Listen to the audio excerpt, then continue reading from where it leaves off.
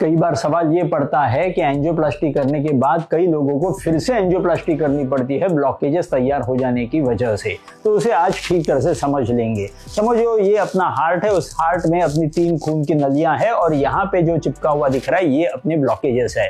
तो इसी खून की नली को बड़ा करके दिखाता हूँ। तो ये खून की नली समझो है और यहाँ पे अगर ब्लॉकेज है तो एंजियोप्लास्टी करते हैं मतलब क्या करते हैं, तो हम एक गाइड वायर डाल देते हैं जिसको एक बलून चिपका हुआ रहता है, उस बलून को हम फुला देते हैं। जैसे बलून को फुला देते हैं इस खून के नली को हम बाहर की साइड से हम प्रोट्रूड कर देते हैं। इसीलिए एंजियोप्लास्टी करने के बाद अगर आपने खून की नली की आपकी शेप देखा तो ये खून की नली का शेप इस प्रकार से होगा और यहाँ पे ये जो ब्लॉकेज था ये हमने बाहर की तरफ प्रोट्रूड करके रख दिया, तो खून की नली आपकी बाहर की साइड से प्रोट्रूड हो गई और यहाँ पे हमने वो स्टेंट डाल दिया। तो स्टेंट डालने की वजह से ये ब्लॉकेज यहाँ पे हमने छुपा करके रख दिया।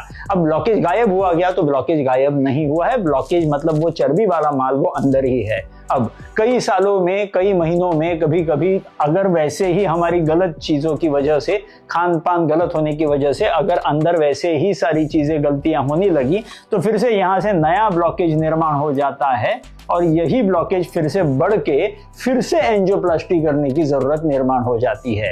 अब सवाल ये पड़ता है क्या इस एंजियोप्लास्टी को हम टाल सकते हैं? आंसर इज यस, एंजियोप्लास्टी को आप टाल सकते हो। करना क्या है, तो माधव बाग की नॉर्मली ट्रीटमेंट जो होती है वो 90 डेज की ट्रीटमेंट होती है जिसमें पंचकर्म की थेरेपी होती है और आपको एक रिवर्स डाइट किट करके एक डाइट किट होता है वो आपने फॉलो करना होता है। ये अगर आप ठीक तरह से फॉलो कर देते हो तो 90 डेज के पीरियड में वी हैव सीन कि ब्लॉकेजेस रिवर्स हो जाते हैं। कई सारे सिटी एनजीओ के ऐसे रिपोर्ट्स हैं जिसमें ब्लॉकेजेस रिवर्स होते हुए दिखाई पड़े हैं सिर्फ 90 दिनों में।